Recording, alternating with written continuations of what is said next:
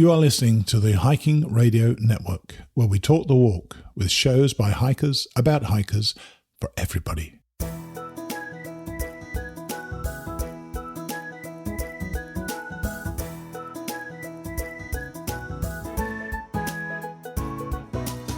Mighty Blue on the Appalachian Trail, the ultimate midlife crisis. Join Steve and his guests every week as he staggers from Georgia to Maine.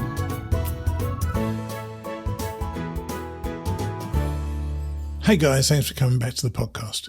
This week we're up to episode number 380 of Mighty Blue on the Appalachian Trail, the ultimate midlife crisis. Our guest today is somebody I met at Trail Days in Damascus this year. Her name is Samantha Sharkey, or Lemon Drop, and I know that when people talk about the trail, they refer to it as being life-altering or life-changing, and often that can be a touch hyperbolic. Yet in Samantha's case, it was absolutely life-altering, in many ways. We'll find out how in just a moment. Our last 2 weeks have taken a bit of a departure from our normal shows, and as an aside, I wanted to thank those of you who took the time and effort to write to me about how last week's show touched a chord within you. It meant a lot to me to know that I'd honoured Gillian's memory appropriately, and I know that the family felt that we achieved that. But today, we're back to the class of 2023 catch-ups, with Joanne Flagg, Ron Ward and Mark Carpenter sharing their latest status on the trail. After Joanne, Ron and Mark, we'll be back with George Steffanos and Then the Hell Came, where George discovers that the hike linking the Green Mountains and the White Mountains is an awesome trail in its own right, and it reminds us of the importance of enjoying all of the trail and not just the supposed highlights. I've also got a bit of news to share with you a bit later, so let's get going and introduce you all to Samantha Sharkey, or Lemon Drop.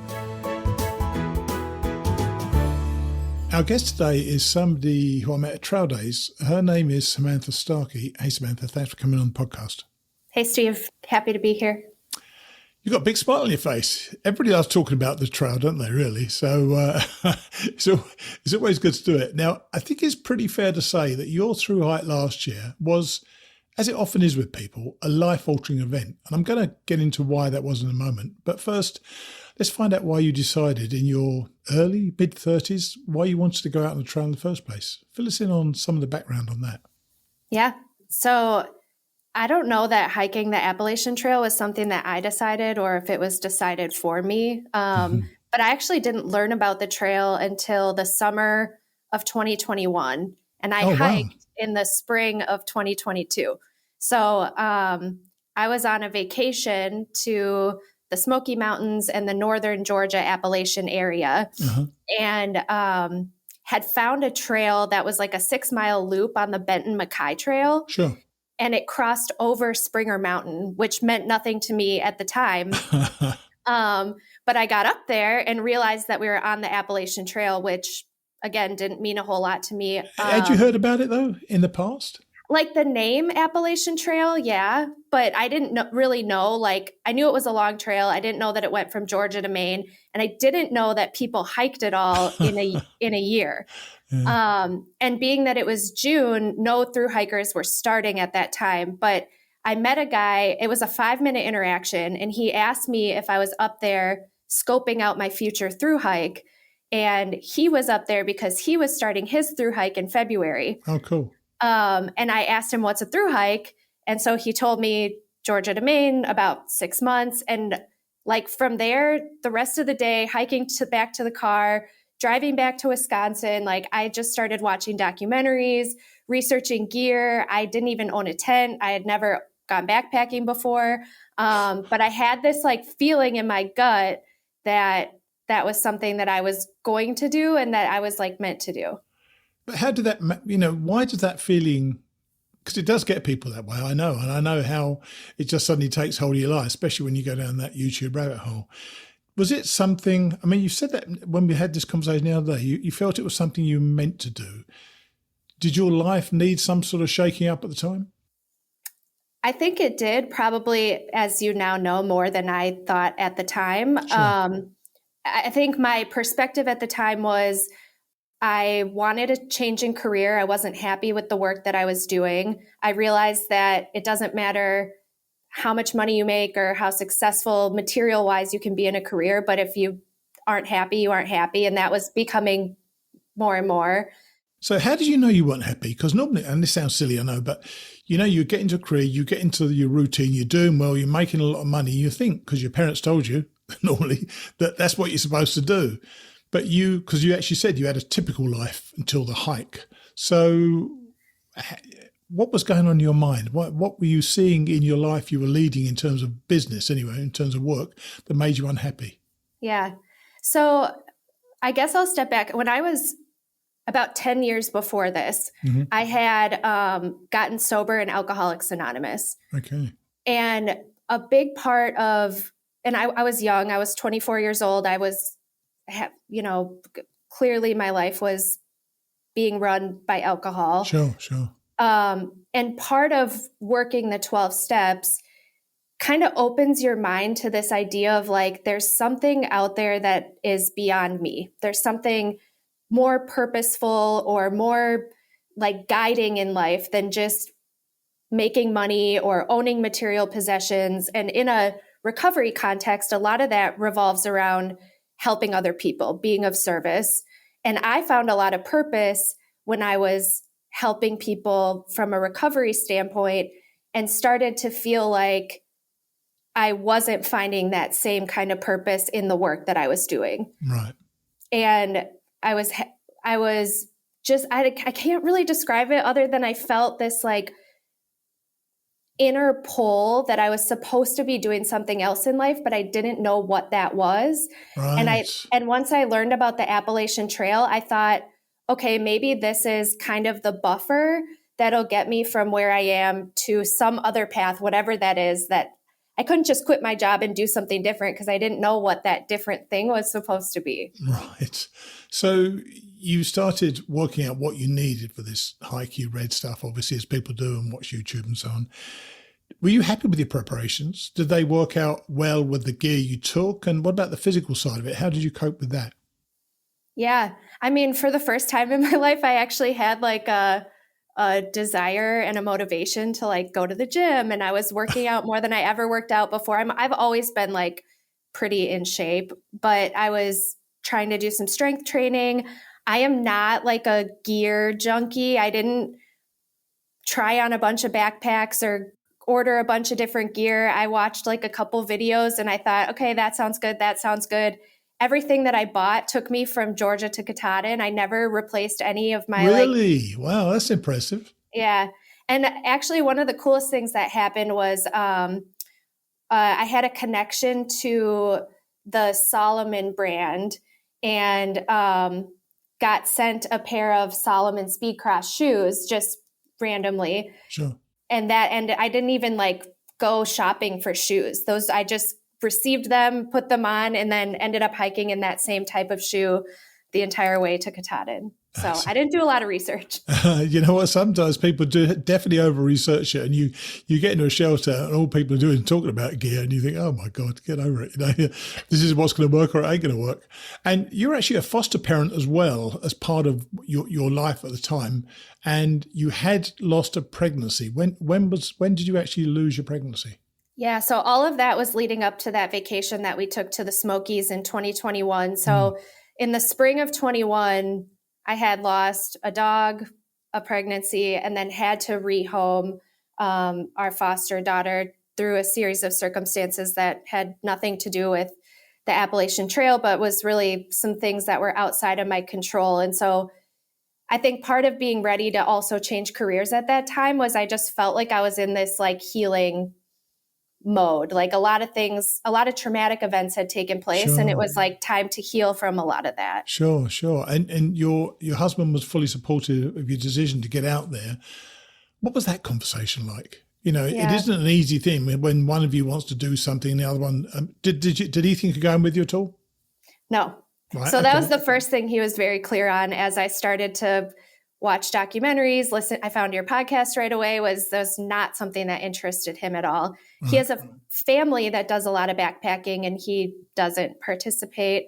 One of the beautiful things about our relationship at the time, which also coincidentally happens to be one of the reasons why our relationship doesn't continue to work or hadn't continued to work today, is we were living like very parallel lives. Like I was very supportive of a lot of the things that he was doing. He was very supportive of anything that I wanted to do, but our lives didn't intersect a lot. Like we didn't have a whole lot in common, but we had a strong friendship where we were supportive when the other person had an idea. And I think he saw for enough years how unhappy I was in my job that he didn't question my wanting to leave and to go try this. Isn't that interesting? People do lead separate. Well, yeah, they're separate but together, aren't they? They're on these, as you say, very good way of putting it, these parallel lines, and those lines rarely intersect. And if they don't intersect, there's a reason for that often. And yeah, but as he was fully supportive on the hike, and he was resupplying you, I believe, it was while you were out there that perhaps you realised that your future wasn't going to be with him. Was it the hike, or as I suspect, it was something more complicated than the hike? Yeah, I think it was both. I mean, I think 6 months away from anything, and you'll realize how big of a piece it actually, or how big of a role it actually plays in your life. And so I think being alone and finding more of who I was while I was out on the trail kind of helped me distinguish between, where I wanted my life to go when I got back. And really my relationship wasn't even part of that equation. I really didn't think leaving for the trail that, my marriage was going to end or that relationship was going to sever. Did he think that, it's No. not fair because I can't, he didn't, because I No. can't ask him, but so he didn't, he had no worries about you going out there, thought you'd be coming back, you'd be continue your parallel lives. But Yeah. you told me, and you touched on it just now, you said that the hike connected you with yourself. What does that look like to you? What is it? What have you found within you now that you didn't have before?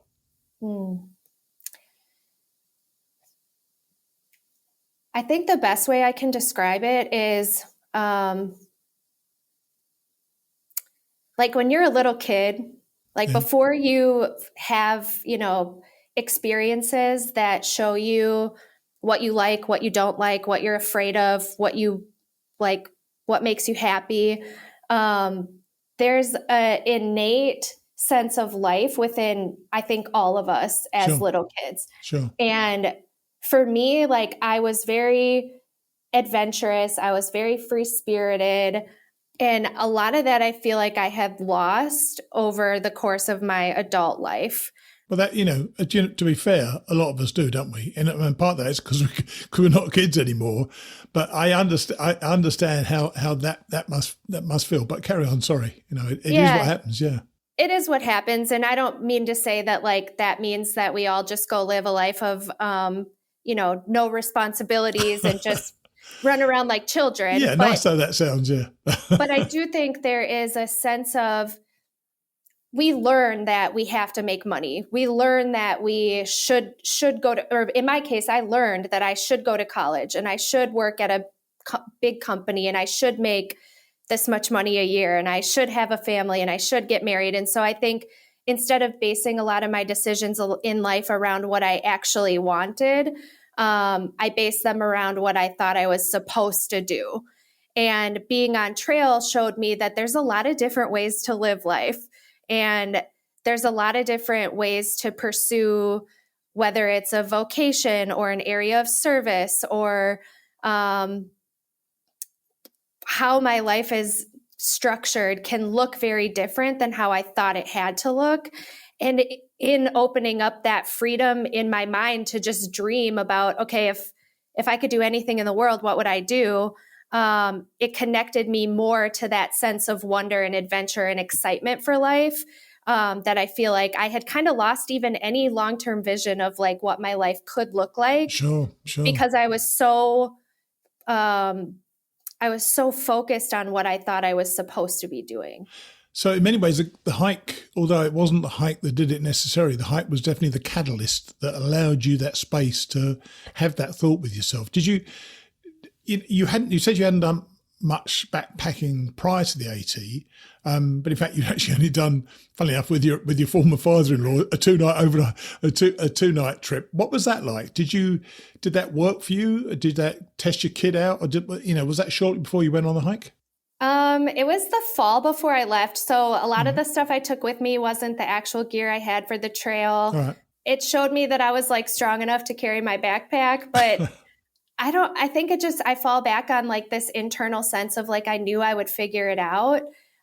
It was great. I mean, but I don't think it necessarily was like a shakedown hike or like taught me a lot about what the I lived in Wisconsin, so it was completely flat. All right. Yeah. Which the AT certainly isn't it? No.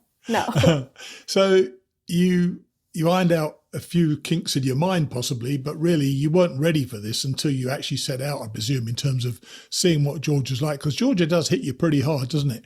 What date did you actually start the trail? I started on April 8th. And you didn't have a great start from what you told me before.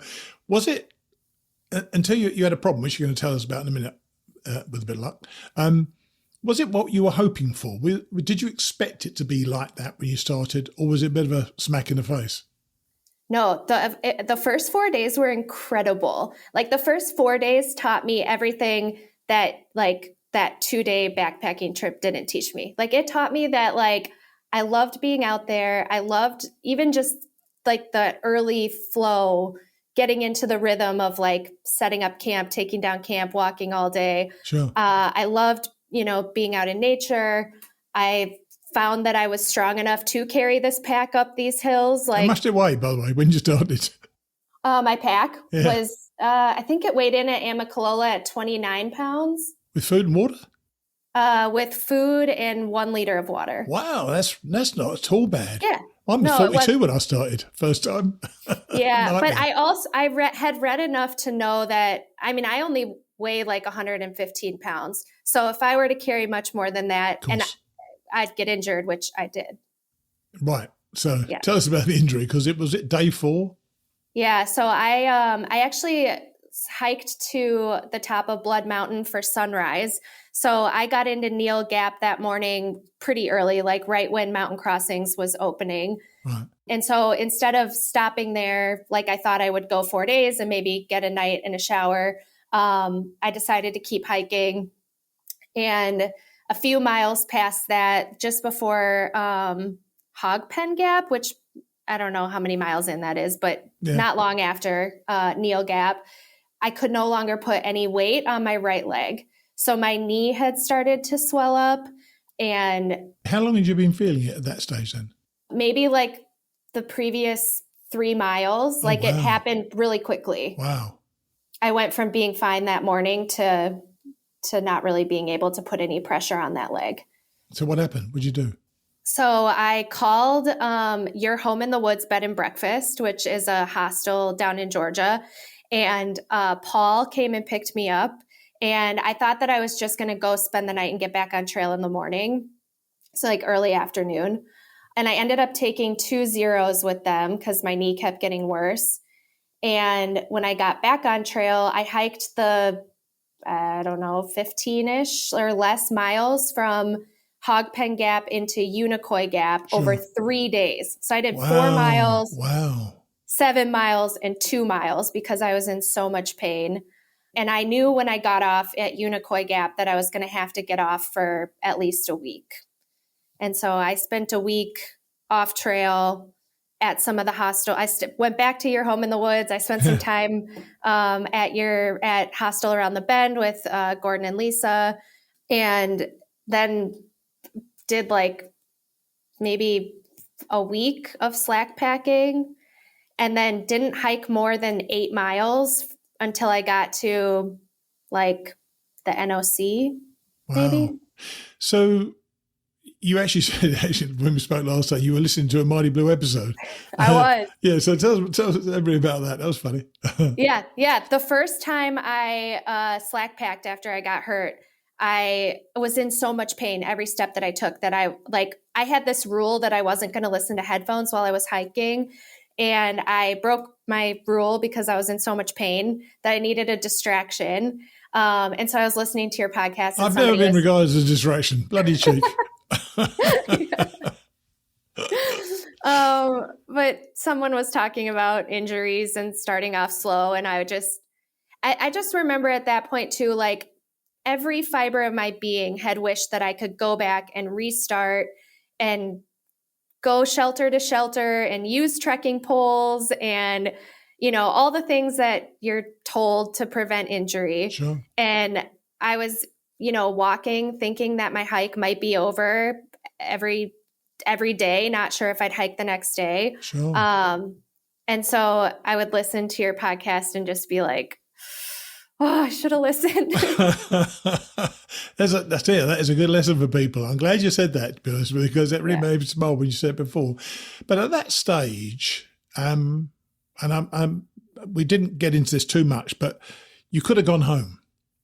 Did you not want to go home, or did you not want to get off the trail? There are two separate things there. Yeah. At that point, it had nothing to do with going home. Right. I really didn't want to get off trail. Right. I had just had this huge, going away party. Oh, yes. In my mind, I was gone for 6 months.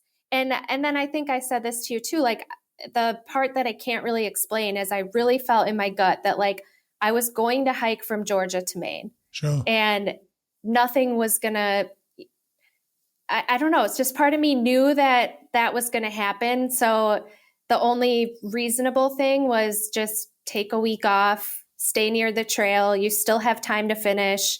You still have 6 months left in the season kind of thing. So I just kind of had this weird blind faith that it would work out. And it obviously did, because you carried on. When did you start feeling better then? Because you said you were slack packing, you took a while, you were taking a while to get everywhere. So when did you start getting up to sort of reasonable miles and feeling this is it, I'm okay? The first time I remember thinking that I was going to be able to continue was in the Smokies. And I did my first 20-mile day through that stretch. I was hiking with 20 miles of the Smokies? Oh, my God. God. Makes me want to vomit with all of that. Yeah. And That's tough. I was still in a lot of pain, but it was, even though I was pushing myself, it was continuing to feel better. So then I was sticking with a group of people and really just kind of felt like, okay, this is going to get better. It's going to be put behind me. And I think I joked to you before, then I started feeling soreness or pain in my ankle or my shin and my hip. And so then it was like, okay, good. It's not just my knee. There's a whole new place. There's a whole new place to have pain. It's okay. Yeah. And what was it doing for you mentally? This is a mental effort for a lot of people and so on. And you knew you wanted to do it, you were determined to do it, but what was it actually doing for you as a person? Because it has so many great impacts on all of us. Did you notice things that you're in some way you were changing? Yeah. So I, around that same time, I was working with a physical therapist who really stressed the emotional and mental parts of having an injury and doing something like a long distance hike. Sure. And really helped me put into context how much of the pain that I was feeling was physical versus mental, because it was within this context of I have 2,100 or however many miles left to go. And so that creates a level of fear that puts a piece of doubt in our mind that might not be there if we weren't trying to do something of that magnitude. Sure. And so every day it was like, well, today I can walk, so today I'm going to walk. And then I would walk. And then I'd start to worry about well, what if I have to get off in Franklin, or what if I have to get off in the Smokies? And then I would just say, well, today I can walk, so I'm going to walk. And then it just, one day at a time or 1 mile at a time. And I'd kind of watch as the pain shifted, and I'd kind of watch what my mind was saying. And at that point, the hike was still so new that it really was more of the physical. It was the mental part of getting over the physical challenge. It wasn't the same kind of mental struggle as 700 miles when the monotony sets in and it's okay, this is no longer a physical battle. We're just trying to get through this mentally. Yes. And for most of the trail, you were hiking by yourself about, I think, the first 1,800 miles or so. Was that your choice or just circumstances? So obviously you were started pretty slow and you started in April, so you were probably losing touch with quite a few people.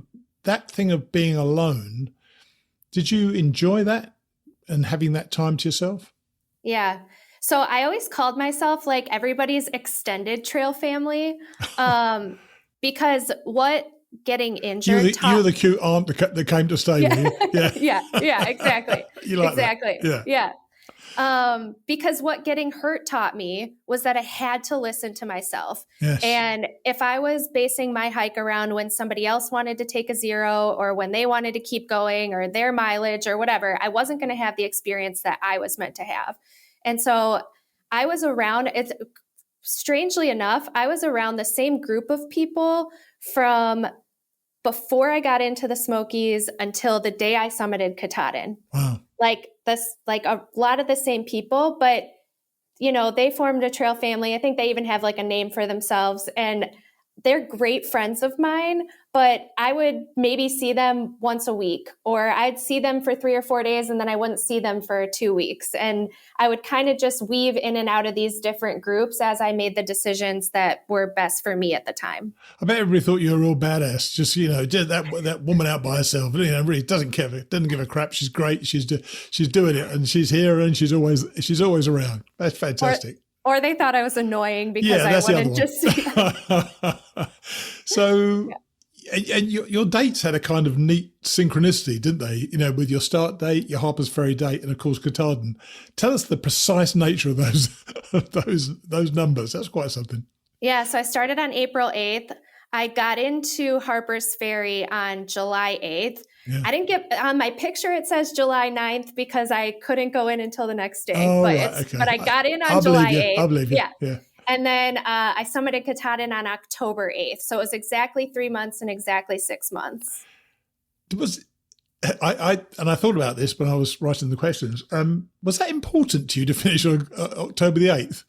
No, in fact, it would have been like maybe more fun if I would have finished on the 6th, because by then there was a group of 4 of us that were hiking together, and 2 of them sped up through the 100-mile wilderness because there was like a record high temperature day on Katahdin on October 6th. It was beautiful. Like they were in t-shirts. Nice. And then it snowed and rained on the 7th, and then it was 10-degree wind chill on the 8th. Oh. So it like completely was unplanned. I was going at my own pace. I got delayed in Monson because I fell in a river crossing like in freezing weather before that. Like it just charming things were happening outside of my control. Yeah. When we fall over, it's always outside our control. And you mentioned that your husband had supported you throughout the trip, How did that relationship? You were clear that things weren't going right and all that sort of thing, but did he continue to support you all the way up the trail, send you resupplies and so on? So yes, I think there was a point at which like I kind of stopped asking for things to be sent. Okay. At a certain point, you're like willing to eat whatever the gas station has, and it's more of a hassle to coordinate boxes than it is to get the food that you want. So, we had the only time I actually saw him was when I got to Woods Hole in June. He came out for my birthday. Nice. And after that, we had planned another visit. It didn't work out timing wise. And then he had planned to summit Katahdin with me, and his band got offered to play a show. And so he played the show. And so you kind of drifted in many ways. We did in a lot of ways. Yeah. And you had a bit of a further complication, didn't you? Tell us about Baloo. He actually started a few days after you, didn't he? Yeah. Yep. So, Baloo Austin started on April 10th. Sorry, Austin. Yeah, I'd actually written Austin, but I knew his name was Baloo. Yeah. He didn't get injured. So there were times where I think we figured out like we were probably about 300 miles apart. He flew ahead of me. And then as he took more time off to do things like go into Washington, D.C. and go into New York, and he got sick, that gap closed, and we ended up meeting just before the New Hampshire state line. So just before Hanover. Yeah. And he's your partner now. He's my partner now. Right. And so you went on to Katahdin with him, and you said some others as well. Was it kind of a tramley or what? Yeah, we did finally form a tramley. I would say there were 4 of us. So another couple that I had met like back in North Carolina. We've been kind of flip-flopping, and they were really special people in my hike, like people I connected with really well. And the four of us got along really well. So we spent the last month or so hiking together. And you obviously got on with him even more than really well, because say you're a partner now. I always think I don't know how people do that, just hook up, and that's not using that in any derogatory sense, but get together on the trail.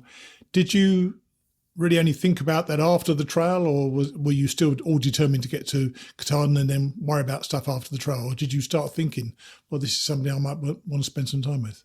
Yeah. I mean, I think like all things, that's very complicated. And I think it's also important, like when we start to talk about like marriages and divorces and infidelity, like I think a lot of, whether it's like your listeners or my friends or my family, like that's a very sensitive topic. Like Sure. A lot of minds can close, and I would have been one of them. Like I would have been someone who would have said like, that's a hard line for me. Like that would never happen to me. I would never do that. People that do that are, I had a certain feeling towards that. And, it was very clear that I was developing feelings for this other person, obviously made complicated by the fact that I was married. I knew very quickly. And he wasn't married, was he? No. Okay. No. I knew very quickly after I met him that I was going to be going home and ending my marriage. Whether or not we continued or developed a relationship, that was kind of on the back burner as something that we wouldn't know until we could figure it out. Yeah, you made that clear the other day, by the way, which not so much I'm glad, it's up to you, do what you like, obviously, but you wanted to know where you were going. So, and that was actually going to be one of my questions really, was when you were standing on the sign at Katahdin, which is an epic day for everybody in that freezing weather. Did you have a clearer idea of which way your life was going than you did when you started? In some ways, I mean, I think I knew that my marriage was over, and I think we've said, that I didn't expect that. I knew that I never wanted to go back to corporate retail, and I think I knew that when I left. Sure. But I had no idea how the next 6 months were going to unfold. I had some ideas in the back of my mind of like, maybe I would like to continue hiking. Maybe I would open a hiker hostel, definitely like traveling. In the back of my mind, still one of my like big dreams is to write a book someday. But I didn't know on Katahdin, like everything was kind of up in the air. I owned a house in Milwaukee that I had to go back to and, deal with. I have, a lot of things that needed to be worked out before I could know how I was going to move forward. And you said to me, which I wrote down and underlined several times, you said that you found a version of yourself that you felt so comfortable with and you just didn't want to go back to the other life. So what does the version of Lemon Drop, as your name is, by the way, why are you Lemon Drop? I like all things lemon, but I'll carry the candies when I hike, the lemon drop candies. Okay, fine. So what is that version of you you're comfortable with? What is your version of Lemon Drop that you're very happy with now? Yeah, I mean, I think it kind of goes back to something that we were talking about earlier about reconnecting with this sense of adventure, this sense of, I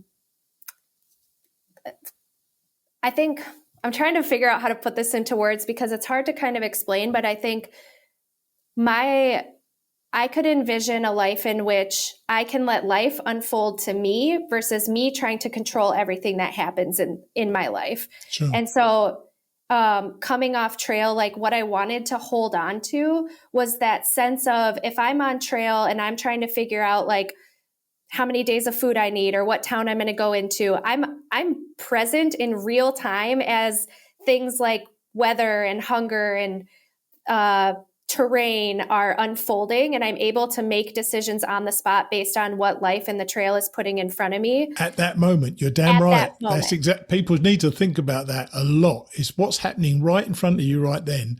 You have to decide, am I going to be able to go up that bloody great mountain tonight, or should I stop down here and camp down here? And it's all these different things that you manage, but you become that problem solver when you're out there, don't you? Yeah. And that sense of freedom, because I would say that gives you freedom, is what I wanted to bring into the rest of my life, is to not go out and try and control things to be a certain way, but just live in a more aware, conscious way where as opportunities are presented, I can follow those intuitions, or I can follow the breadcrumbs to whatever is next. Sure. You know, as I said right at the beginning, this was a life-altering hike for you, but it was in many, many ways, obviously. It wasn't just obviously a marriage breakup. There's all sorts of different things that have opened up in front of you. And you're now, is it right, you're in a 13-foot teardrop trailer? You're working in Maine or about to work in Maine? Yeah. And so that I think this year is a perfect example of like what I'm trying to articulate is, as I was able to go home and do these difficult things of sure ending my marriage. Must have been sad, yeah. Selling my house. I sold 90% of what I owned, like all belongings, clothes, everything. Then opportunities showed up, like buying this trailer. I reached out to a couple of hostels, including Neville at Woods Hole. Love her. And yeah, me too. She's like family to me now. Yeah, of course. Yeah. And White Owl at the Human Nature Hostel, and was able to just kind of let that unfold and, you know, work for them for a few months this hiking season, travel along the trail, do some trail magic, give back to the hiking community as sort of a way to figure out what's next. That is so awesome. I say you learned a lot of things. You know what? This conversation, I was struggling to know where this conversation was going to go. I wanted to be as sensitive as I possibly could. But, you know, at the same time, you've learned so much that, you know, it's important for you to have learned. And that thing you said at the end about, you know, being present in the moment and facing those things you've got control with at that time, and ignoring the things you can't do anything about because you can't do anything about them. So I really appreciate you coming on and sharing your story. And I'm glad we met at Trail Days. Yeah, thank you so much. Thank you. Speak to you soon. Cheers. Okay. Bye. Bye. It was quite a personal conversation, and I thought that Samantha handled it with dignity and a lot of insights. It's bad enough when your marriage breaks up, but to see it doing so while you're out on trail must be especially tough for both Samantha and her ex-husband. But the trail is a way of bringing aspects of your life into focus like nowhere I've ever been. It certainly changed her perspective. And I loved her approach to the recovery from the early injury she sustained. Many people would have quit the trail after getting injured in the first few days, but she regrouped, took it a day at a time, and got into her rhythm. And if there's a lesson we could all learn, it is learning to be present in the moment and experienced in life as it is happening to you. Samantha certainly took that skill from her hike. Our class of 23 continues to head north, some a little faster than others, but we've got a good number still out there. One of them is Joanne Flagg, who promised she'd text me when she got into New Hampshire on a flip-flop. Here's Joanne. Hey, Joanne, how are you? Good. How are you, Steve? I'm good. I've just been down the gym for an hour, and I'm starting to feel a bit fitter. How about you? What have you been doing?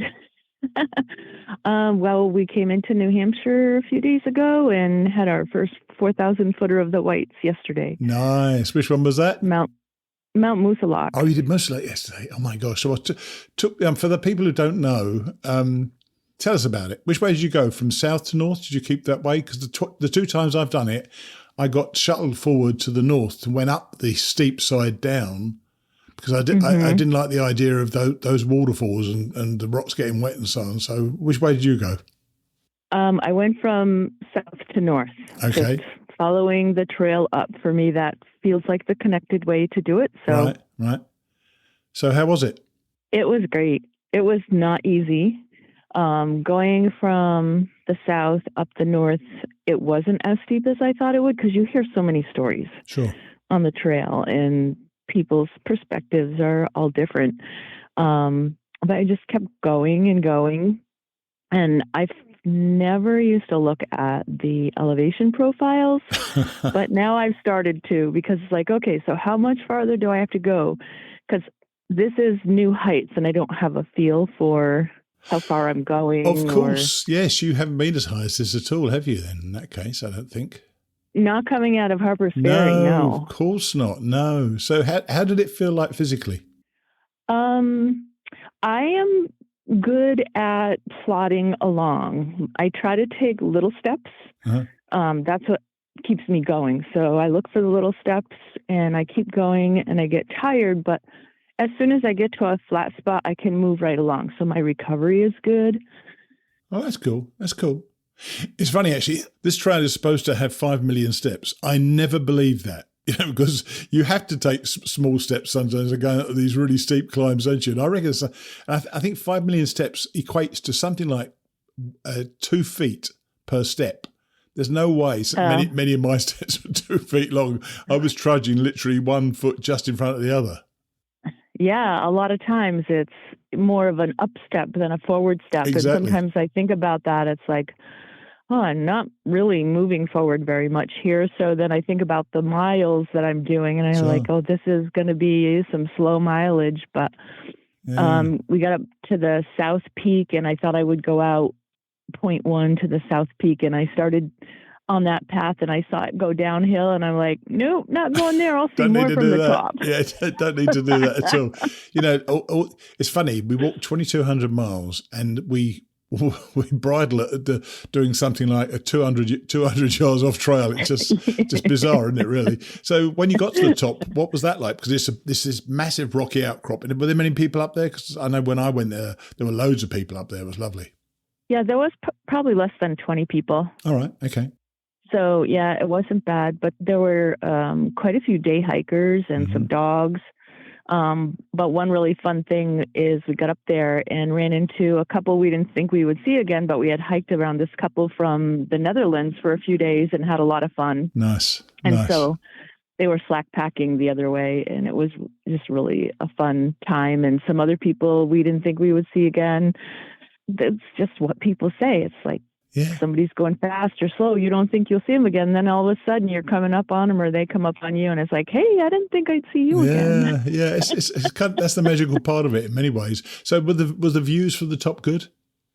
Yes, it was a beautiful day. Not super clear, but really fun to go, okay, there's the Kinsmans. That's where we'll be tomorrow. There's Franconia Ridge, and in the back is Mount Washington. It's just like, oh my gosh, we're going there on foot.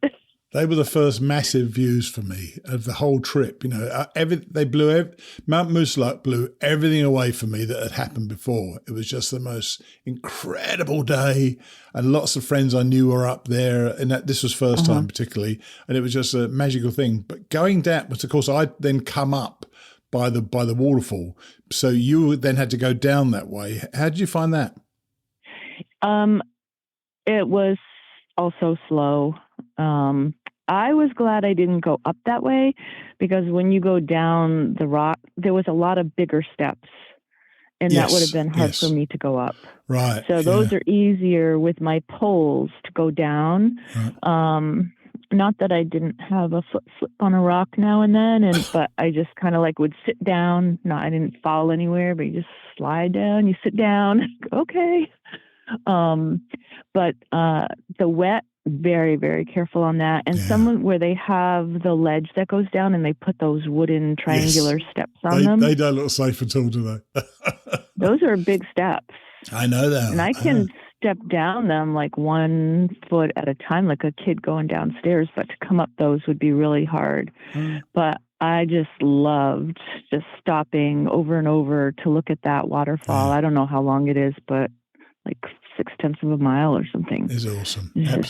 Amazing. Absolutely beautiful. And don't you feel, and I'm just saying this is what I felt, when I did Moosilauke, I thought we'd stepped up a gear. There was something different about it, which you suddenly realize, oh, this is the real stuff. This is what they were talking about. Yeah, and we started to feel that with Smarts Mountain and Mount Cube too. Yes, they were a little bit steeper. They're kind of warm-ups, aren't they, really, for it? Yeah. Yeah. And where are you staying? Yeah. Where are you staying? Right now we're at the Notch Hostel in North Woodstock. Nice. It's very, very nice. You're still with the person you were with before? Yep. All right. Sheepdog and I are hanging in together, making those plans, trying. Yeah, well, talk about making plans, because when I asked you for a few notes, you didn't actually send me many. You said in the whites, which of course is worth talking about for as long as you want to talk about it, because I love the whites. But what about the planning?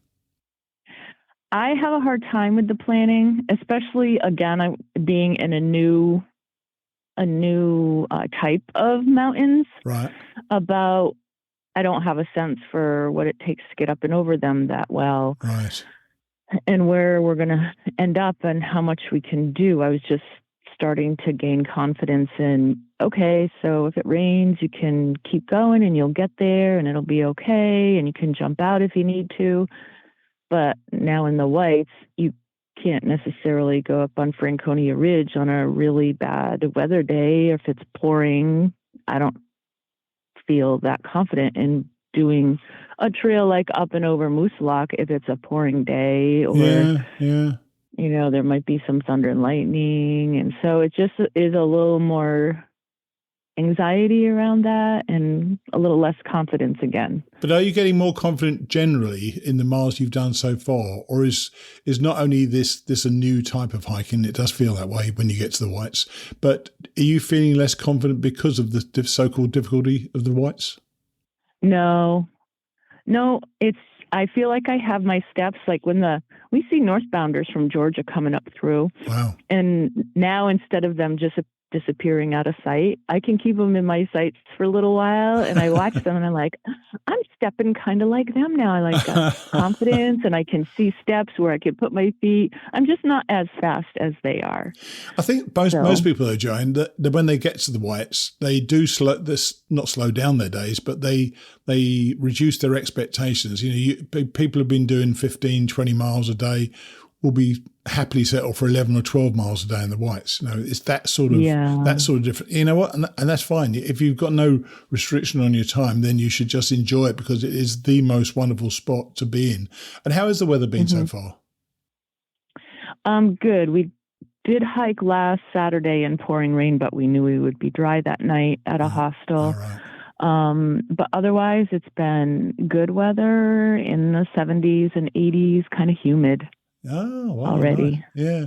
Well, funny enough, what you just said struck a chord with me when you said, you hiked in rainy weather last Saturday, I think you said, but you weren't worried because you were going to end up in a hostel. And I'd forgotten how stressful it is to hike in wet weather when you're only going to a shelter that night, or you're going to sleep in your tent. But when you're going, you're going to be somewhere that night, you just feel fine, don't you? It doesn't matter. Just get wet and just move on. I enjoyed the day, actually. I wasn't cold. I've talked a lot about, my fear of being cold and wet. I can do cold. I can do wet if I'm not cold. I can't do the combination. So that day I just really enjoyed it. It just really rained. And in the woods, the rain sounded like almost as loud as a big old tin roof right over your head. It was incredible. Oh, dear. So you're doing great so far. How many miles? What mile are you actually at then? Because you're about 17. Getting into New Hampshire is about 1,700, I think, something like that, isn't it? Yeah. So we're about 775, approaching 800 from Harper's. Wow. From Harper's Ferry. Yeah. So, when you think about it, it's a lot of miles, isn't it? It's a really great, you got a lot to go, but it's still a magnificent achievement. And, you'll be, when you pass 1,000, that's going to be something as well. Yeah. Yeah. And when I look at the map now, I'm like, oh my goodness. Yes. I walked all the way from there to there. Yeah. I can't. Yeah. You just do it one day at a time, and it doesn't, in some respects, it's like, yeah, that's a long way. And in some respects, it's like, it's just what we do every day. That's right. Yeah, it becomes almost a job. Almost a job you don't get paid for. Yeah. I know. So we were talking about being professional hikers, and I'm like, nah, professionals get paid. Quite right. Well, look, I'm so pleased you sound like you're really having a blast and having a good time, and everything's going well so far. Any injuries or niggles going on right now? My knees are feeling the last 4 days. going up and down the steep, mostly down. There's been some long, yes. Not even steep downs, but when you go down for 2 or 3 hours out of whack, it makes my knees tired. And my feet are doing good. Sometimes the bottoms get numb and it's hard to feel what I'm doing so much, but it's okay. Yeah, I'm doing really well with you are. all of that. Yeah. That's great. Funny enough, having said that, I went up the north side of Moosilauke. When I finished the trail, I often said to people in the early days of the podcast, when I was hiking north, I used to think, oh my God, how do people southbound do this? Because some of the downs on the north side are horrendously steep. So they must obviously be steep on the way up if people are doing it southbound. Mm-hmm. So I was grateful for not doing that. And yet, as I say, I went up the northbound side because of the water up Moosilauke. But, you've got to do it the best way that works for you. So, and you're obviously doing that. Well, look, have a great time. Enjoy the rest of the whites. I'm sure you will. And we'll catch up again probably when you're getting somewhere near Maine, I guess, won't we? Yeah. Yeah, it won't take long. How about that? All right, then. Good talking to you, Joanne. Thanks for doing this early as well. No problem. Thanks, Steve. Cheers, then. Bye. Cheers. Bye-bye. She's 800 miles into it. That ain't nothing. And she's up and over Moosilauke. Wonderful mountain. And as I said to Joanne, it feels like you've shifted gear and you're going to feel that all the way to Katahdin. Before we hear from Ron Ward, I wanted to share a bit of news with you all. You'll probably remember that we had a group of listeners at our Woods Hole weekend last year with a great weekend that helps hikers prepare for a through hike or a section hike of the AT, or indeed of any long trail. Not only is Woods Hole a wonderful venue for such a trip, but we include an overnight in the woods after a short hike before we head to Woods Hole. Well, this year we're doing it again, with a little bit of a twist. The current plan is to meet at Weary Feet Hostel on Thursday, September the 28th for a light lunch before we head out to Dismal Falls, a pretty spot just a few miles further up the AT. We're going to camp overnight, sharing practical tips and tricks and let guests feel what it's like to be sleeping in the woods. If you've never done it, there is nothing like it. We may well have a Leave No Trace demo from ATC, and after breakfast the following morning, we're going to head back to Weary Feet before collecting our cars and driving to Woods Hole. We'll have a few classes that afternoon, then a gorgeous dinner, as ever, and stay overnight, either in the bunkhouse, your tent or hammock, or you can stay in a private room in the house or one of the awesome safari tents. The following morning, which will be a Saturday, after brunch and our pack shakedowns, we're going to hit the trail again, only for a couple of miles, and head north again to Doc's Knob Shelter. Here we'll have a couple of more classes and lunch before heading back to Woods Hole for another fab dinner. On the Sunday morning, we round up what we've talked about, and Neville will talk to you about hostel life. We all head home at lunchtime. It is a great weekend, and everybody who's ever done this has been so glad that they did it. After the event, anybody who attends will gain access to our complete Woods Hole video series, which we put together from last year's event. It is truly evergreen information, so it will give you handy reminders on any question you can think of once you get back home. I'm going to be there, as is Jester and Skunkape, other podcasters on the Hiking Radio Network. Depending on whether or not you can finish the CDT in time, Clay Bonham Evans, a friend of the podcast and all-round good guy and through hiker, will also try to join us. All of us have completed the trail, so we've got a lot of knowledge to impart. We haven't finalised everything, so I can't give you other details, but if you're interested, please email me at steve@hikingradionetwork.com and register your interest. I believe that Neville limits us to 12, is it, or 15 guests? I'm not quite sure, actually. So make sure you get on the list if you fancy joining us. Now, our next member of the class of 2023 is Ron Ward. If you recall, the last time we spoke with Ron, he was home, or heading home, at a crossroads in his hike due to an injury. Let's hear what happened. Here's Ron. So we're back on with Ron Ward. Hey, Ron, how are you? I'm doing fine, Steve. How are you? Well, I'm all right, but you're back home as we knew you were going to go home. And the last time we spoke, I believe it was, I'm not quite sure when we did speak. It was sometime around the middle of June, and you were heading home, or you were home or about to get an MRI. What happened at the MRI? Just to recap a little bit for anyone who's kind of clinging to this story. I don't know if there are any, but I suffered an injury in Virginia. I was seen at an acute care. A couple days later, I was seen by an orthopedist over in Roanoke. And it was determined at that time that in all likelihood an MRI wouldn't be necessary. So I pressed on after staying off trail about a week. I got back on trail right there at the Quarterway. My first day back on trail was going over to Tina's at Quarterway Inn. Awesome. I made it up to Bland, Virginia by the end of that week, and I was practically crawling that last half mile on the gravel to get down there to the little outfitter on the street there at Highway, I think it's 52. Did they say when you went to see the doctor, did they say that extra week may have damaged it further? Well, he said, you need to rest it. And I said, well, how long? And he said, as long as you can. I know you're on the trail, and I know you're just kind of staying in a hotel here in Roanoke. So I think it was Memorial Day weekend, actually, that I was there. But he said, just at least a week, but if you could do 2 weeks. And I gave him a solid 8 days, which, wasn't enough. But the first day out, going to Quarterway Inn, I felt pretty decent. The pain wasn't anything like what I'd experienced the week before I go into the acute care.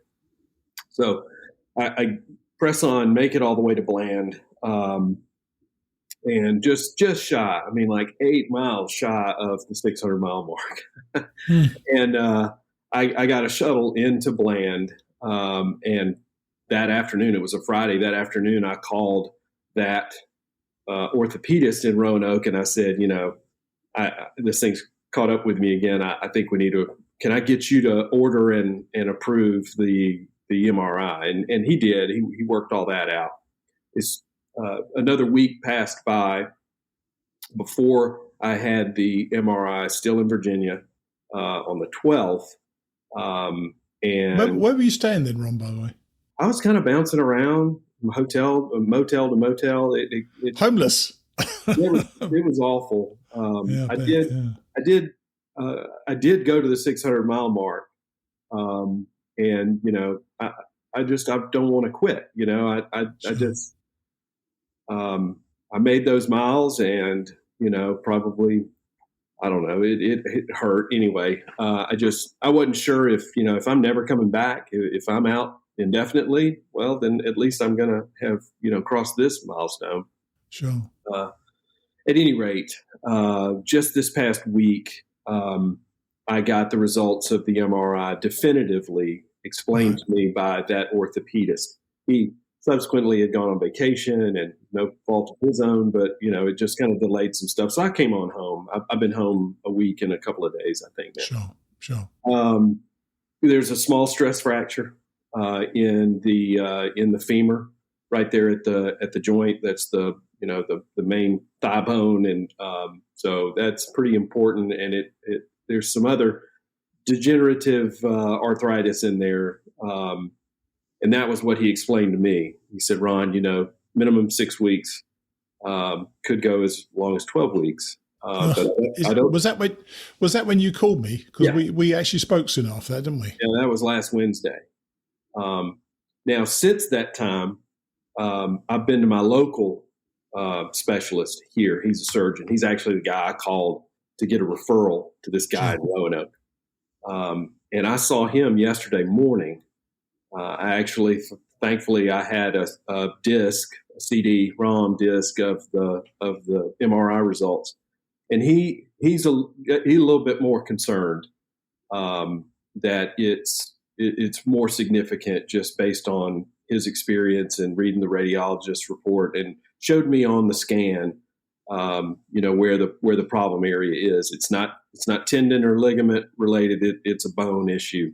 Wow. So his prognosis is, I don't want any, you can bear weight on it as long as it doesn't hurt you to walk around, just normal, ambulatory walking, I think is what they call it. Sure. But no distance walking. Don't go walk the neighborhood for exercise or anything like that. He said, get on a bike or go swim. So I'm kind of down the rabbit hole of bikes now. So anyway, he's thinking, 8 weeks. Well, they're also doing a few blood tests. So I had to do some blood work yesterday, which is no big deal.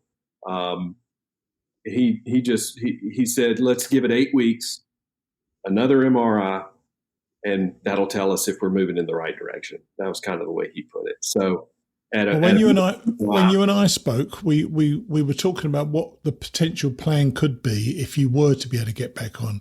It doesn't sound to me you're quite as confident you can get back on now, does it? Well, I'm trying to be realistic too. I'm always I haven't always been this way. If I've learned one thing in my short time on the trail, it's that you can't quit.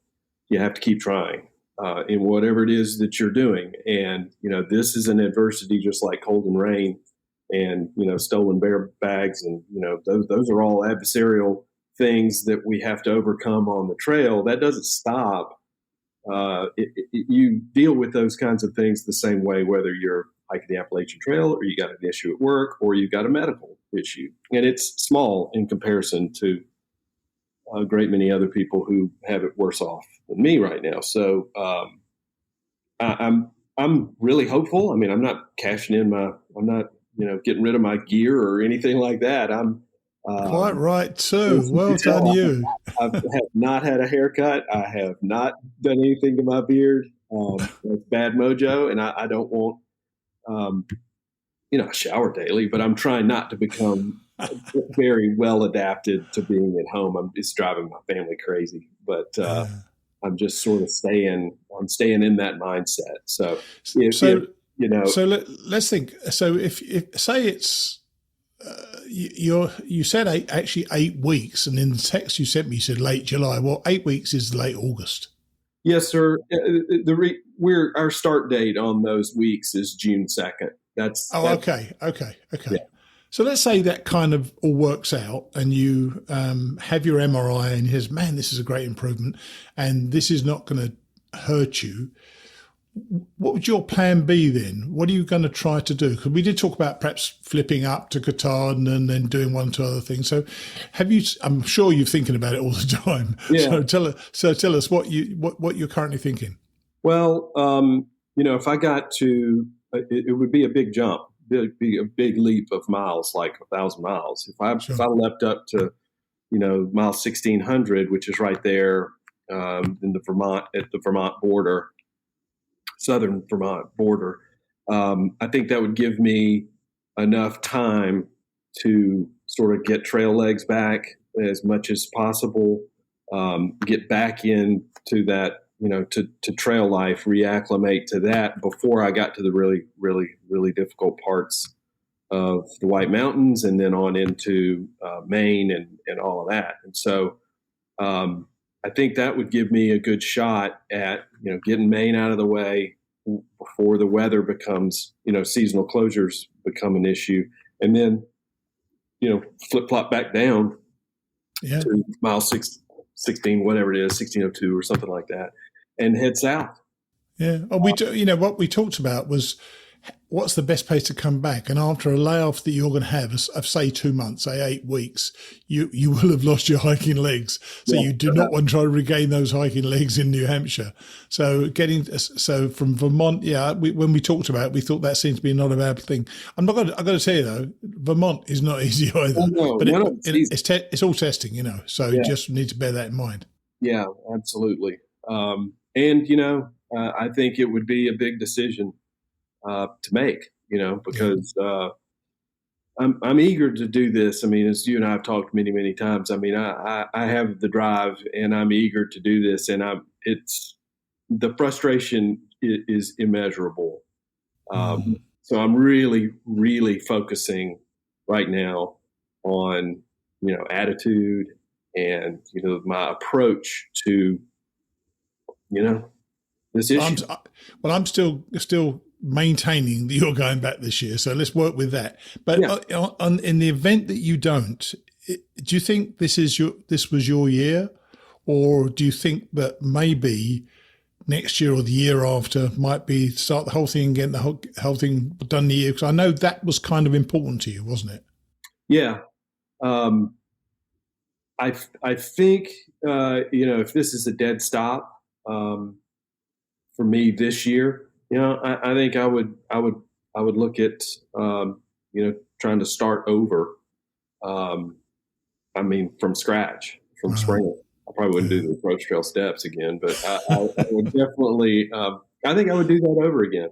And I may change my mind. But for now, that's kind of where I am. And, again, I just got some of this new news and sort of updated, prognosis and timeline just yesterday. So it's all still real fresh. And you've got to remember, of course, that, while it's a great adventure, a great experience and a great achievement, what is much more important is you don't screw up, I nearly said the wrong word there, you don't screw up your bone, which could impact the whole rest of your life. So I'm sure you're sensible enough to realise that, and I'm sure your doctor will tell you the reality, which is kind of good that people are talking to you in that regard, because they can see somebody in front of them who is bursting to get out there.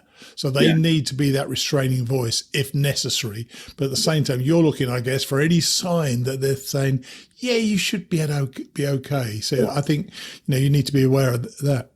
I'm definitely looking for that. And I was searching, Dr. Baker's face and his teaching assistant who was in there with him, the student who's doing his medical student, and his report or process that he's working through right now is that function in the knee. And, they were both like, we know you want to go. And we wish this was something that, you could do some physical therapy, 6 weeks, take this drug, take that drug, and get back out there and pound out the miles. But this is the kind of thing that leads to a knee replacement. And he said, you're way too young for that. And that's why he wants to do some blood work to make sure there's not some, vitamin D deficiency or something like that that's creating this degenerative effect. Well, look, all I would say to you is that, obviously I want you to get back, but I only want you to get back if you can. There's just, please don't go and do something. I'm sure your wife would have a few words to say if your doctor told you not to go and you decide, I'm going anyway. So look, just stay in touch and let us know what's going on that. I'm still hopeful that you're going to get there. So I've got my fingers crossed for you, which for me is about as good as I can do.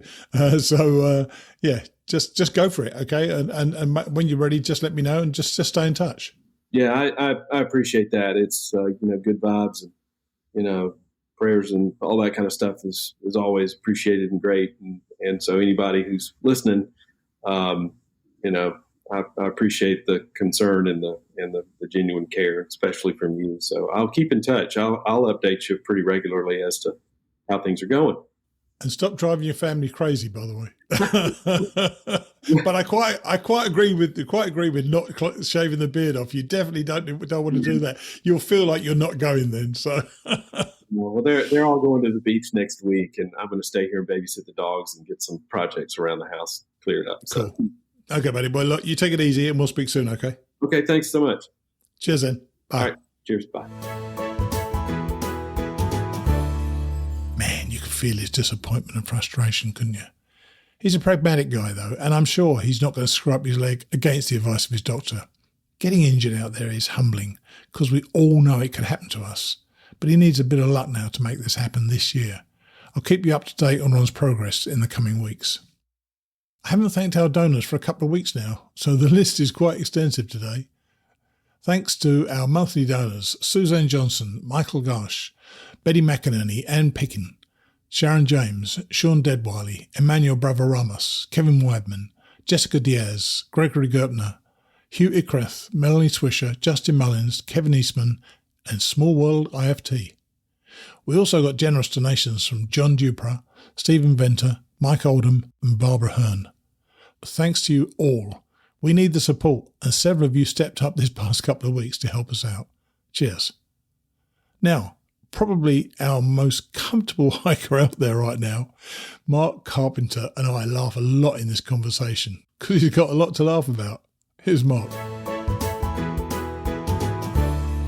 Hey, good morning, Steve. Hey, Mark, how are you? I'm doing good. Good. And you're about to get off trail, aren't you? Yes. Yeah, I'm heading home today up until July 5th. I'll be back on trail. And what's it feel like to be going home? Because you've really been blazing down the trail, haven't you? Well, I guess, yeah, there's a lot of people faster than me, but you're moving on. You're definitely so recap firstly where you are, and then we'll talk about what it's going to be like to get off. Okay, currently I'm in Vernon, New Jersey, the 1,360 mile mark. 1,360 miles. It feels like a long way, doesn't it? Oh, no doubt.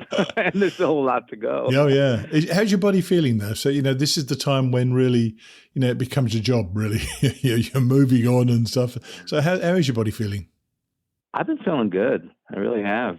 I really take less of the ibuprofen, and my feet and ankles holding up well. Have you developed much as a hiker? I mean, obviously doing that 1,300 miles, you're going to, obviously. But have you noticed in yourself changes how you do things?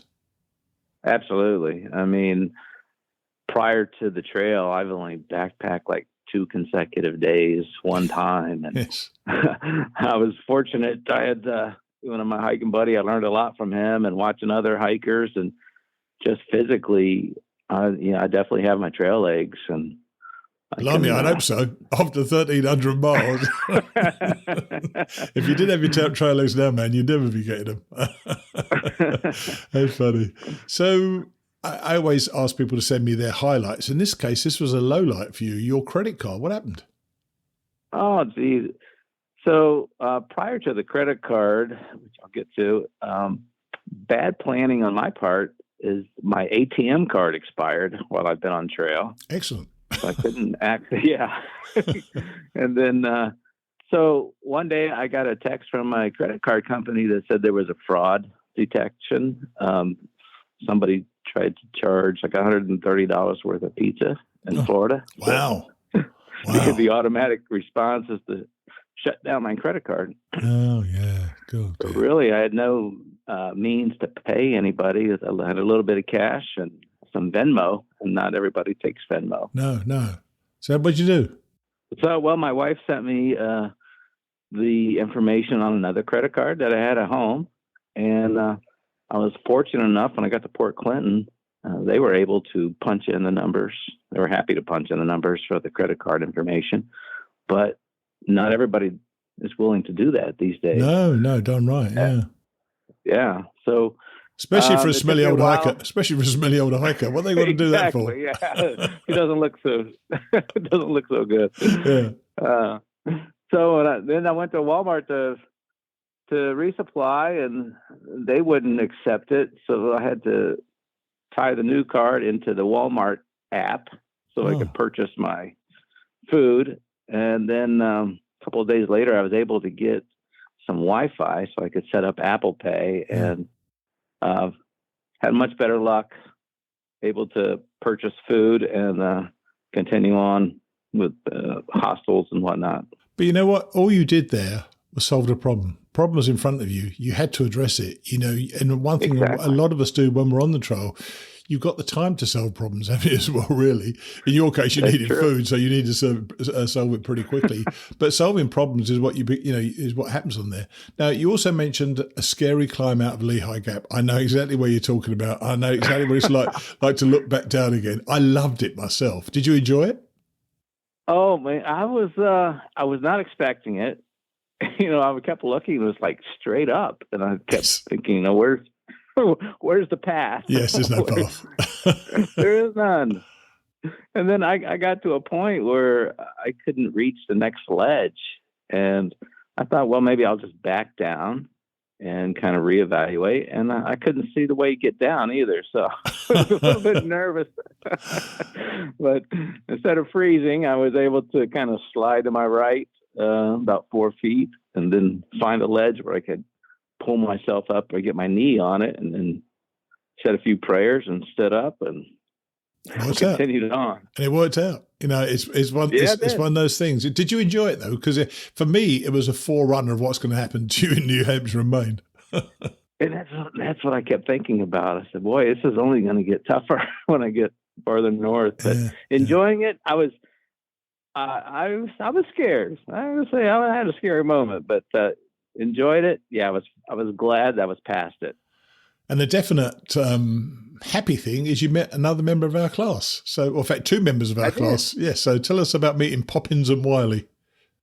Yeah, I actually had stepped over to the side of the trail because my wife had called me, so I was talking to her, and I saw a woman and dog past me going up a hill, and so I finished my phone call. I started going up the hill, and I saw Papa, and she had sat down and was taking off her warmer clothes, and because it was early in the morning, and we chatted for a moment, and then I kind of put two and two together when we had Wiley the dog, and yes, and I said, "Aren't you part of Mighty Blues class of 23?" I love that when that happens. I got to tell you, I think it's the best thing that people keep, just kind of bumping into each other. I've had several people send me texts now, pictures rather, in my text of the two of them meeting up. So I love that. Yeah. And was she going well? Yeah, she was doing great. I thought she was doing great. That's great. That's good. Now, you also had I don't know how literal this means, a fight with a raccoon over your Ursack. So who won? Oh, yeah. Eventually I did. Mm-hmm. Eventually. So, yeah, I got to the shelter kind of late that day. I stopped at the Mountain House Inn and had a nice dinner. Nice. And then I hiked on 3 miles to the Gren Anderson shelter. Yeah. And so I didn't walk over to the bear box, but I just tied my Ursack to a tree. Right. I don't know, about 11:30 at night, I heard some sniffing around my tent. And, of course, immediately I think bear. Yeah. I clap my hands and I hear an animal run off. So I start to lay back down, and then I hear this scratching and clawing and nearby, and I'm thinking, something's at my Ursack. So I had to get out of my tent, and I see this raccoon is just going to town on my Ursack. I'm biting it, chewing, scraping it, and so I pick up a little stick and I toss it towards it, thinking it would run off. It just turned and laughed at me. And then I tossed a rock over there, and it just kind of scoffed. And so, yeah, is that all you got? Yeah, you feel lucky, exactly. Punk. Yeah. So I put my shoes on, and I charged at it, and it ran behind a tree and just kind of peeked its head around, watching me. Made another bluff charge, and it kind of went up a tree about 2 feet and just looked at me. So I decided I was going to untie my Ursack and take it back to my tent. Oh. And it followed me. So I put the Ursack in the tent vestibule, and it kept like reaching underneath and sticking its head underneath. So I grabbed a trekking pole and was kind of sweeping, underneath in that space, about 4 to 5 inches. Oh, and it just kept probing side to side to side. And I thought, well, I'll put some of my dirty clothes on it. Maybe it'll deter the smell of the food. And at some point, I dozed off. And then I woke up. I heard something woke up. And I looked out in the vestibule. My Ursack was gone. And my clothes were gone. I come charging out of my tent, and there was that raccoon. It was dragging my Ursack away. It was about 15, 20 feet away. Oh, gosh. And then I went and picked it up, and it was kind of like charging back at me. It was full on. We were battling over this Ursack. You don't want to get bitten by those, do you? You really don't. No, not at all. I was exactly. I didn't know how far that raccoon was going to go. The funny thing afterwards, like 2 days later, I ran into a ridge runner, and I was telling her the story about this raccoon, and she immediately said, "Oh, is that the Gren Anderson shelter?" Oh, gosh. They're familiar with this raccoon. Oh, dear. I remember that shelter. That's the one with the privy just up a little hill, isn't it? To the left of the shelter, or right as you look directly at the shelter, but as you come out of the shelter to the left. And I was the only person there that night, and it was as dark as, it was black pitch black, and I didn't take my flipping lamp with me. I nearly got lost getting back to my bloody tent. It was a nightmare. So I will always remember that shelter. So you fought off the raccoon. Did he just clear off in the end, or what?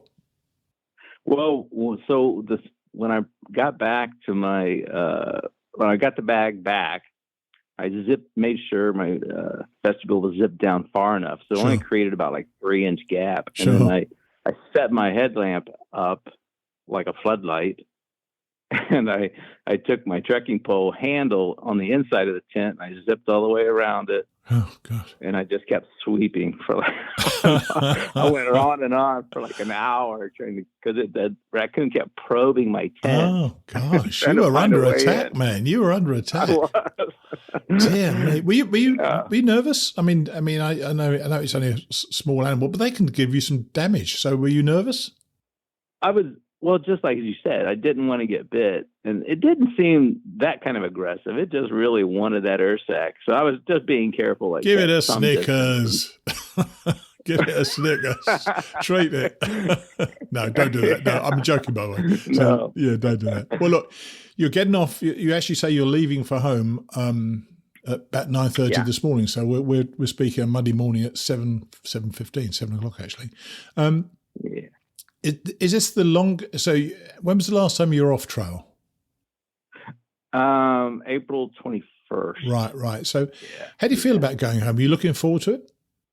I'm looking forward to seeing the family. Yeah, seeing my wife, and we're going to attend a wedding, so that should be good. See the grands, and you're going to shave. You got a beard? Coming back. Have you got a beard? I've trimmed it down. Right. But yeah, you're going to keep it. You're going to go as hiker trash to the wedding. No. No, I bet you're not. Yeah, I'm sure there's a 3-line whip there, as they say. So how do you feel then about coming back? Because is it something, I know people go home sometimes and they stay and get comfortable and they don't come back again. Are you still absolutely determined you're coming back? Oh yeah. In fact, when I come back, my youngest son's coming back with me. Nice. He's going to hike about 3 days, and That's then lovely. he'll fly out of New York City. So that's lovely. Well, if you're home, you're going to be home for nearly 10 days, and 8 or 9, something like that. And you know, you'll want to ease back into it. So it's quite good that somebody who doesn't hike so much is going to come with you and just help ease you back into it. Yep. And he's going to get a treat because we're going to be climbing the Stairway to Heaven when I get back. Oh gosh. Yes, you'll enjoy that. Yeah. Not. Yeah. Okay, man. Well, look, have a great time. And it's been lovely catching up with you again. You're doing so well. And I'm really full of anticipation of when you come back. And when you get back, just give us a shout and we'll record again then when you've had a few more miles on your belt. Yes. Hey, I wanted to say one thing. The last week's show with buckets, I thought was tremendous. Thank you. You did a great job. Thank you very much. Thank you. I appreciate that. Yeah, it's good. It's surprised me how many people have reached out and said how meaningful it was to them. So I appreciate you saying that. Okay, man. You take it easy, okay? Right. And enjoy your break. All right. All right, man. Cheers. All right. Thanks. Bye. Bye. Fighting a raccoon. What a matchup. Sounded a bit scary to me, but he seemed very happy to have had the adventure he can talk about for the rest of his life. And not only was he fighting wildlife, he was also penniless for a short while. That must have been almost as scary as the raccoon. Still, great to hear his enjoyment and how it's going so well. Finally today, George Steffanos enjoys the transition from the Green Mountains as he heads towards the Whites. I'll see you next week. Chapter 20. A Toilet with a View. Sherburne Pass, Vermont to Glencliff, New Hampshire. Saturday the 27th of August 1983, mile 1676.7. I was on the trail at 11:59 to begin my last climb on the long trail, so I finally managed another morning start. A tiny little victory, but I'll take whatever I can get.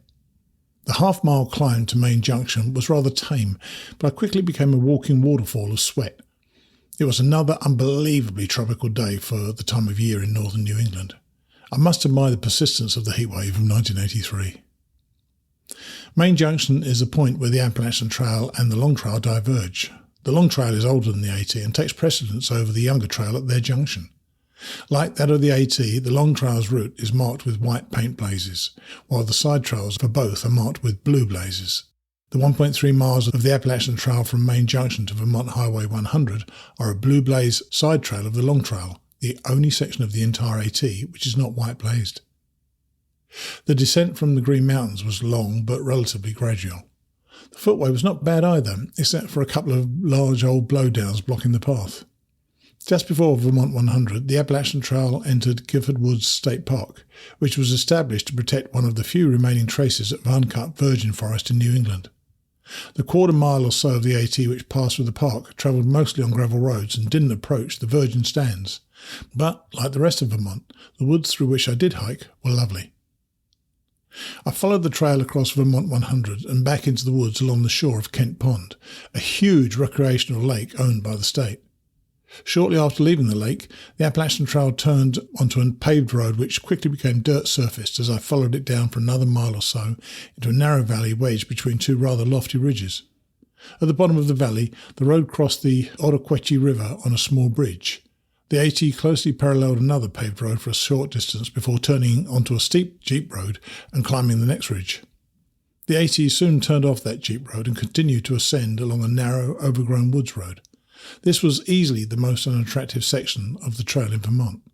The old road was covered with tall, ugly weeds, a prickly, odorous mass which closed in upon the trail and often encroached. The surrounding woods were a squalid, singularly unappealing second-growth forest. On top of everything else, the climb was a killer. I could not seem to work up any of my recent enthusiasm for this stretch of trail. Once I topped the ridge, the AT became instantly transformed. The old woods roads it followed down the other side were grassy and relatively weed-free. The trees were taller and shapelier, the woods were more open and airier. I followed an attractive little brook down into the next valley. When I was about a mile from Stony Brook shelter on the floor of that valley, a light sprinkle began to fall. It was just developing into a steady drizzle as I reached the shelter. I ducked inside under cover and grabbed a quick snack as the drizzle became a heavy rain. While I was eating, the rain tapered off to a fine mist. Unmistakable signs of more rain on the way tempered my relief. Thunder rumbled in the distance and the sky remained darkly ominous. Before leaving the shelter, I put on my rain jacket, placed my rain pants where I could have a ready access to them without removing my backpack, and refilled my water bottle, which had become bone dry after just 8 miles. The rain had noticeably cooled things down, so I figured that I could make this refill last for the remainder of the day. The trail climbed moderately alongside another lovely brook for almost a half-mile before crossing and beginning a more rigorous ascent of a half-mile. Then it descended steeply for a half-mile, followed by another stiff climb.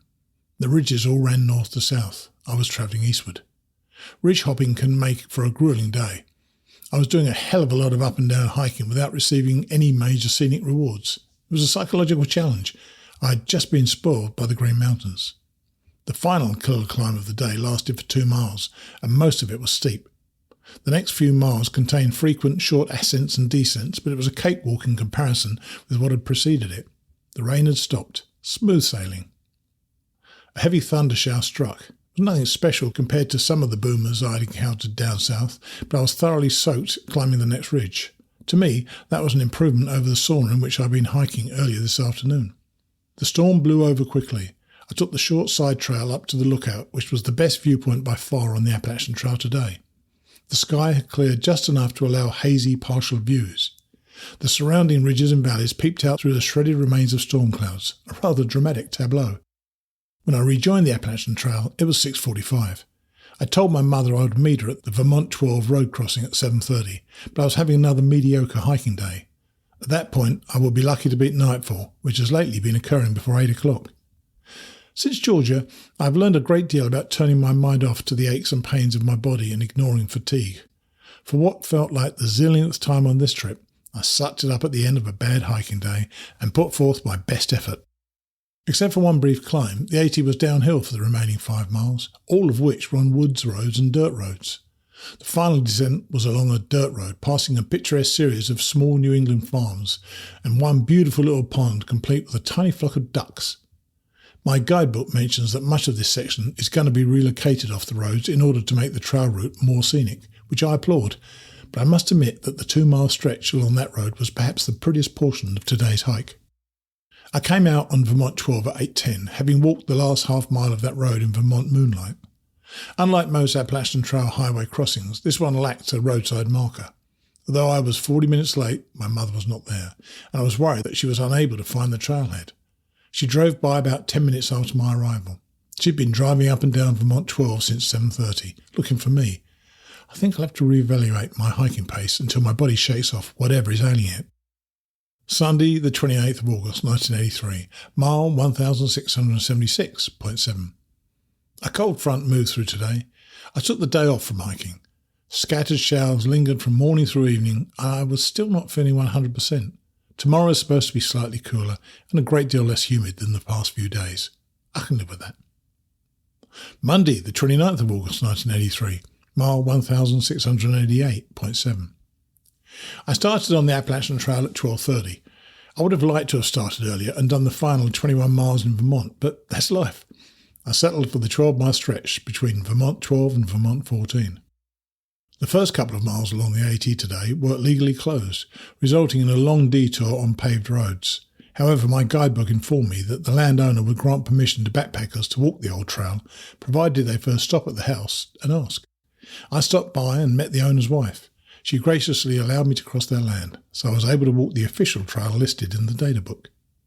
The trail was difficult to follow at first. It ascended through farm fields, turning onto and off small dirt tracks, the route poorly marked. After a quarter mile, the AT turned onto a large, well-cleared dirt farm road and climbed steeply up the ridge. At first, I passed through open pastures with great views of the surrounding hills. Then the trail entered an attractive, mature forest.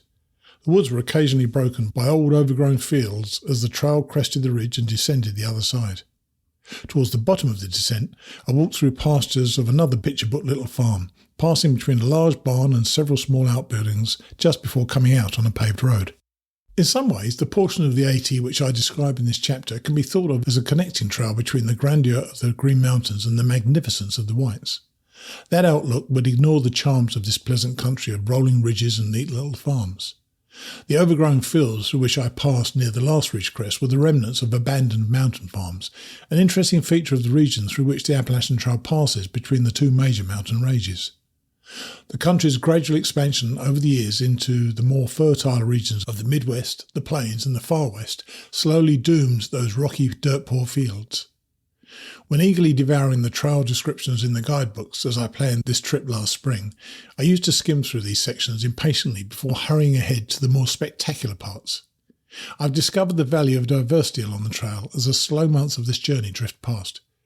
I find myself enjoying this portion of the trail immensely. The added benefit which I receive is a renewed sense of excitement upon my return to the high country. The only downer today was the weather. The forecast had called for sunny and pleasant conditions, but the day was cloudy and grey, and the humidity hovered around 90%. Although the thermometer never climbed much above 80, I spent another day soaked in my own sweat. If you're growing tired of reading that, imagine how I'm feeling about writing it. I'm expecting some relief next week in the White Mountains.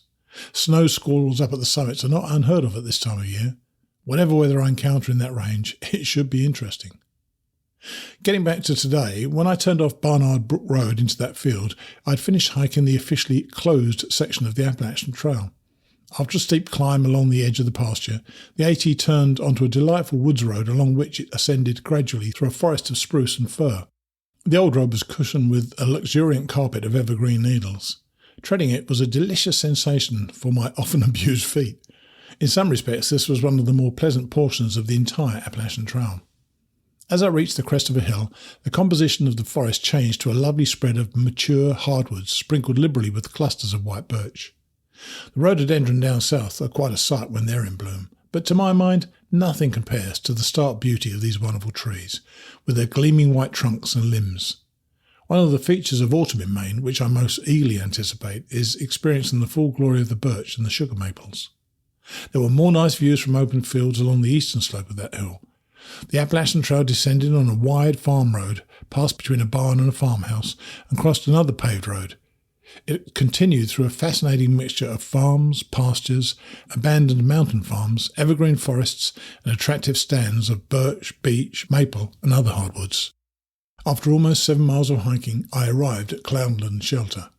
It was a bit off the AT on a side trail, but I made the trip to read the register and catch up on the adventures of some of my friends who I will never meet up ahead on the trail. After months of following their ups and downs, their hopes and dreams, and the stories of their adventures, I feel as if I know many of them personally. At any rate, I had a great deal of time to kill today. I'd asked my mother to pick me up at 6 o'clock, allowing me 5.5 hours to hike 12 easy miles. Thus, I was able to spend a half hour at the shelter without feeling guilty. Cloudland was one of the more beautiful shelters on the entire Appalachian Trail. Although located near a road, it looked brand new. The structure possessed handsomely finished hardwood floors and walls, and the place was spotless. This was my first look at a Dartmouth Outing Club shelter, and I was very pleasantly surprised. Not only was this shelter wonderful, but their trail on which I hiked today was excellent. I would hike their section on its own at any time. They make what could be mere connecting trail a worthwhile trip in its own right. In the register, everyone remarked about the outhouse, insisting that it should not be missed. That was such a bizarre suggestion that my sense of adventure compelled me to follow up on it. I shrugged and strolled dutifully over to check it out. It truly was a magnificent specimen, one sure to delight the most discerning connoisseur of outhouse architecture. It was as carefully engineered as a shelter, the bottom half being constructed of similarly impressive finished hardwood. The top halves of the walls were composed of a fine wire mesh screening, which explained why the outhouse had been built so far out into the woods, out of sight of the shelter. This little touch eliminated the usual stench which permeates most privies. The floor and the coiling were also finished hardwood, and there were two rolls of toilet paper next to the throne. Usually one must bring one's own.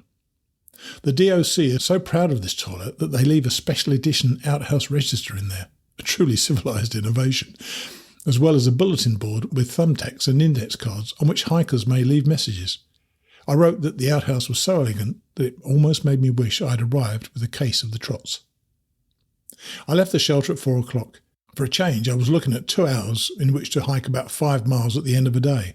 That was like a vacation. The Appalachian Trail followed old wood roads and footpaths over the crest of a ridge, and then was mostly downhill for the remainder of the hike. The highlight was an open, grassy knob a couple of miles past Cloudland, which provided 360-degree views of the White River and Connecticut River valleys and the surrounding hills. I took my last break of the day on this spot called Thistle Hill. The final mile or so was on a paved road, which passed one exceptionally fine brick house as it made its way down into the White River Valley. I crossed the bridge over the river and arrived at Vermont 14 at exactly 6 o'clock. I've been able to stroll along at an unhurried pace all day long. I would love to have that extra time more often, if I could just get my butt out onto the trail early in the day. I've managed to make day hiking at least as challenging as backpacking. My ride showed up a few minutes later, and I drove to our motel in Lebanon, New Hampshire. Sometime tomorrow afternoon, I will be entering this state officially on the Appalachian Trail. The saga draws toward a conclusion. 449.8 miles to go.